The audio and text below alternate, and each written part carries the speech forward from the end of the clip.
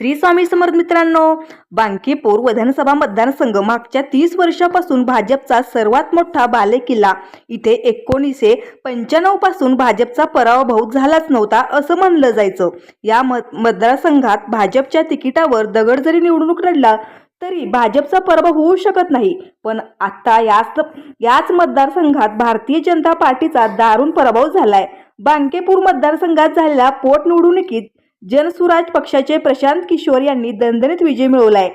बांकीपूरची पोटनिवडणूक देशभरात चर्चेत आली होती, कारण हा भाजपचे राष्ट्रीय अध्यक्ष नितीन नवीन यांचा पारंपरिक मतदारसंघ. या मतदारसंघातून नितीन नवीन सलग 4 वेळा निवडून आले आहेत.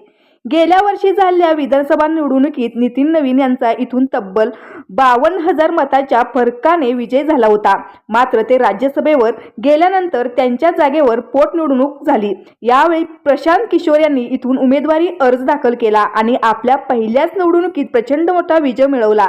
भाजपचा सर्वात मोठा बालेकिल्ला प्रशांत किशोर यांनी उद्ध्वस्त केला.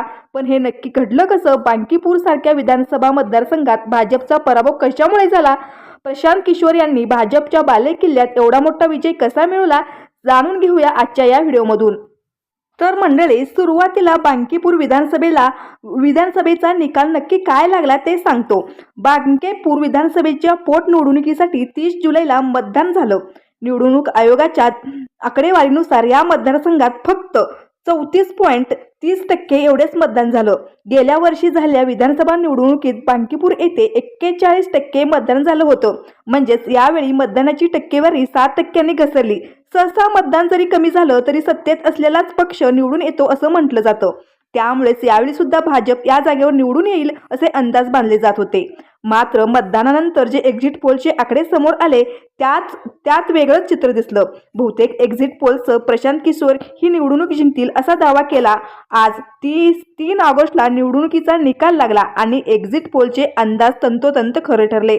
बांकीपूर पोटनिवडणुकीत प्रशांत किशोर यांचा 6,000 पेक्षा जास्त मतांनी मोठा विजय झाला. या निवडणुकीत प्रशांत किशोर यांच्या समोर भाजपच्या नीरज कुमार यांचा आव्हान होतं, तर आरजी कडून रेखा कुमारी निवडणुकीच्या मैदानात होत्या. 27 फेऱ्याच्या मतमोजणीनंतर प्रशांत किशोर यांनी 55,780 मतं मिळाली, तर नीरज कुमार यांना 38,993 मतं मिळाली आहेत. तिसऱ्या क्रमांकावर राहिलेल्या रेखा कुमारी यांच्या खात्यात 12,461 मतं आली आहेत. म्हणजेच प्रशांत किशोर यांनी 16,887 मतांनी निर्णायक आघाडी घेतल्या. आता मतमोजणीच्या अवघ्या 4 फेऱ्या शिल्लक राहिल्यामुळे प्रशांत किशोर यांचा विजय निश्चित आहे. थोडक्यातच भाजपचा आपल्यालाच बालेकिल्ल्यात दारुण पराभव झाला आहे. भाजपच्या दृष्टीने हा पराभव फार मोठा आहे, कारण फक्त 8 महिन्यापूर्वी भाजप जेडीयू युतीनं बिहार विधानसभा निवडणुकीत एकतर्फी जिंकली होती. त्या निवडणुकीत पीकच्या जनसुराज पक्षाला आपलं खातंही उघडता आलं नव्हतं. जनसुराजच्या 238 उमेदवारांनी निवडणूक लढवली होती, पण त्यापैकी तब्बल 236 उमेदवारांची डिपॉझिट जप्त झालं. निवडणुकीच्या आधी विजयांचा दावा करणारा प्रशांत किशोर यांच्यासाठी हा मोठा धक्का होता. त्या पराभवानंतर पीकेचं राजकारण संपलं असं बोललं जात होतं. पण आता प्रशांत किशोर यांनी स्वतः निवडणुकीच्या रिंगणात उतरून भाजपचा पराभव केला. महत्त्वाचं म्हणजे दिल्लीच्या जंतर मंतरवर झालेल्या आंदोलनानंतरची ही पहिलीच निवडणूक होती. शिवाय नितीन कुमार यांच्या राजीनाम्यादरम्यान भाजपच्या सम्राट चौधरी यांनी बिहारच्या मुख्यमंत्रीपदाची शपथ घेतली.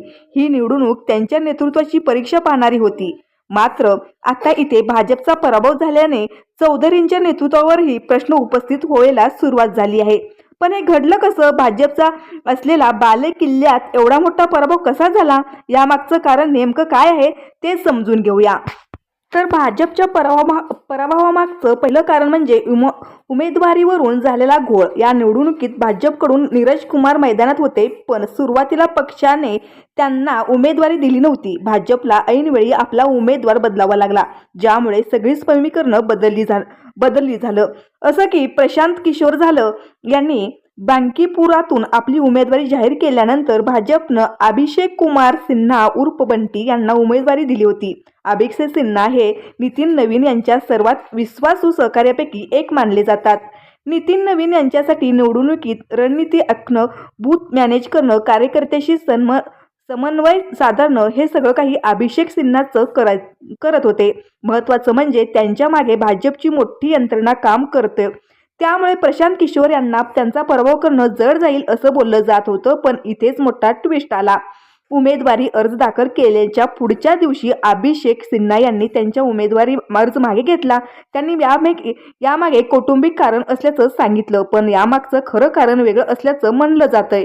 सूत्रांच्या माहितीनुसार अभिषेक सिन्हा यांच्या उमेदवारी अर्जात कुटुंब आणि शिक्षणाशी संबंधित माहितीमध्ये विसंगती आढळली होती. यामुळे त्यांची उमेदवारी रद्द होऊ शकते अशी भीती भाजपला होती.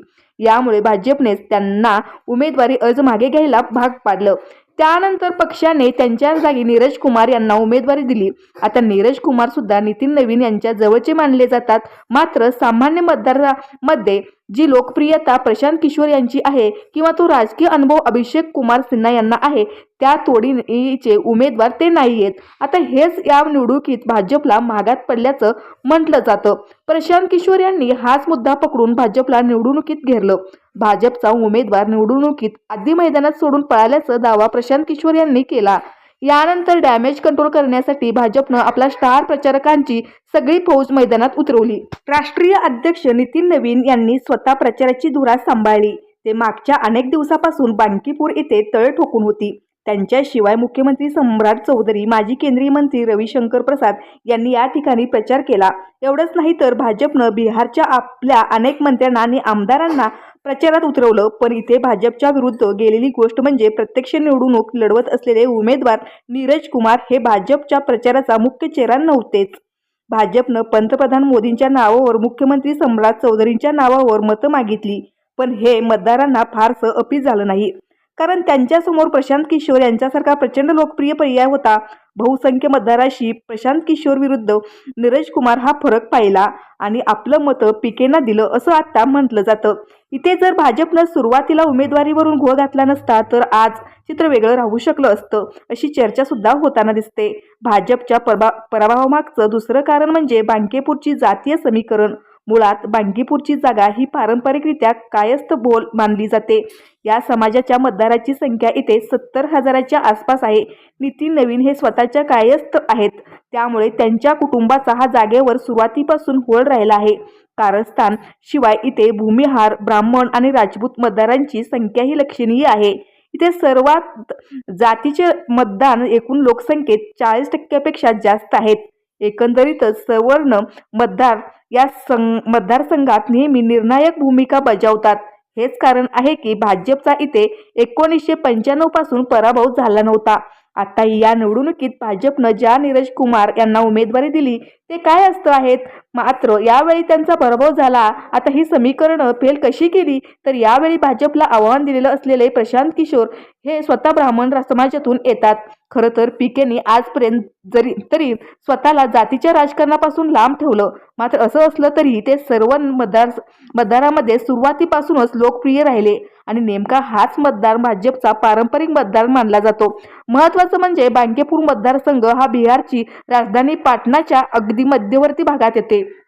थोडक्यात हा 100% शहरी मतदारसंघ आहे. बिहारच्या शहरी मतदारामध्ये भाजप सुरुवातीपासूनच मजबूत राहिला आहे. पण प्रशांत किशोर सुद्धा शहरी मतदारामध्ये तेवढेच लोकप्रिय आहेत. या निवडणुकीत बहुसंख्य सुवर्ण मतदारांनी प्रशांत किशोरांना वोट केल्याचं म्हटलं जातं. थोडक्यात झालं काय तर ज्या जातीय समीकरणामुळे भाजप इतक्या वर्षापासून या मतदारसंघात जिंकत होता त्यालाच प्रशांत किशोर यांनी सुरुंग लावला. हेच कारण आहे की भाजपचा इथे एवढा मोठा पराभव झाला. भाजपच्या बांकेपूरीतल्या पराभवामागचं तिसरं कारण म्हणजे युवा मतदाराची नाराजी. मुळात कॉक्रोच जनता पार्टीच्या आंदोलनाला दिल्लीबाहेर ज्या राज्यामध्ये सर्वाधिक प्रतिसाद मिळाला, बिहार हे त्यापैकी एक होतं. बिहारच्या पटना, जहानाबाद, दरभंगा आणि कटिहार यासारख्या शहरांमध्ये सीजेपीच्या आवाहनानंतर विद्यार्थ्यांनी तीव्र आंदोलन केली. पटनामध्ये सीजेपीने आयोजित केलेल्या बंद आणि निदर्शनांना स्थानिक तरुणांचा चांगलाच प्रतिसाद मिळाला. या आंदोलनाचा परिणाम बांकीपूर पोटनिवडणुकी झाल्याचं क्लिअर आहे. सुरुवातीला भाजप ही जागा सहज जिंकेल असं बोललं जात होतं. प्रशांत किशोर यांनी उमेदवारी जाहीर केल्यानंतरही भाजपचं पारडं जड मानलं जात होतं. पण बीजेपीचं आंदोलन आणि धर्मेंद्र प्रधान यांच्या राजीनाम्यामुळे वातावरण बदललं. बांकीपूर मतदारसंघात ठळक वैशिष्ट्य म्हणजे इथलं तरुण मतदान. बांकीपूरमध्ये अनेक कॉलेजेस, विद्यापीठ, कोचिंग क्लासेस आणि हॉस्टेल्स आहेत. Patna university, Patna NIT, BN college, Patna science college, Chanakya national law university आणि बिहारमधले अनेक प्रमुख कोचिंग सेंटर्स याच मतदारसंघात आहेत. या मतदारसंघातल्या एकूण 3.79 लाख मतदारापैकी 1/3 म्हणजेच 1.20 ते 1.35 लाख मतदार 18 ते 29 वयोगटातले आहेत. अर्जन्सी मतदार या निवडणुकीत गेम चेंजर ठरल्याचं बोललं जाते. CJPच्या आंदोलनामुळे हा तरुण वर्ग राजकीयदृष्ट्या अधिक सक्रिय झाला. आंदोलनामुळे शिक्षण आणि रोजगाराचे मुद्दे निवडणुकीच्या केंद्रस्थानी आले. त्यात CJPचं आंदोलन हे देशाच्या युवा पिढीने उभं केलं होतं आणि या पिढीमध्ये प्रशांत किशोर यांची लोकप्रियता मोठी आहे. बिहारमधल्या तरुणांचा सर्वात मोठा मुद्दा आहे तो म्हणजे बेरोजगारी आणि स्थलांतर. प्रशांत किशोर आपल्या सभामध्ये या मुद्द्यावरून ते सरकारला प्रश्न विचारतात. यामुळे अनेक तरुण यांच्याशी सहज कनेक्ट होतात. महत्त्वाचं म्हणजे प्रशांत किशोर ह्या जातीवर आधारित राजकारण सोडून शिक्षण, आरोग्य, रोजगार अशा मुद्द्यावर बोलतात. त्यामुळे शहरातल्या सुशिक्षित तरुणांमध्ये त्यांची लोकप्रियता चांगली आहे. एकूणच काय तर समाजाचा जो वर्ग भाजपवर सर्वाधिक नाराज होता त्याच वर्गात प्रशांत किशोर लोकप्रिय होते. निवडणुकीत याचा फटका भाजपला बसल्याचं आणि यामुळे प्रशांत किशोर यांचा विजय झाल्याचं आता बोललं जातंय. बांकीपूर पोटनिवडणुकीत प्रशांत किशोर यांचा विजय होणं ही घटना फार मोठी आहे. महत्त्वाचं म्हणजे जिथे 30 वर्षापासून भाजप सातत्याने निवडून येत होता तिथे पक्षाचा दारुण पराभव झालाय. एवढंच नाही तर भाजपच्या राष्ट्रीय अध्यक्षाची पारंपरिक जागा असल्यामुळे हा पराभव भाजपच्या जिव्हारी लागणार आहे. तुम्हाला भाजपच्या पराभवाबद्दल नेमकं काय वाटतं? PKच्या विजयाबद्दल काय वाटतं? नक्कीच तुम्ही आम्हाला तुमचे मतं कळवा.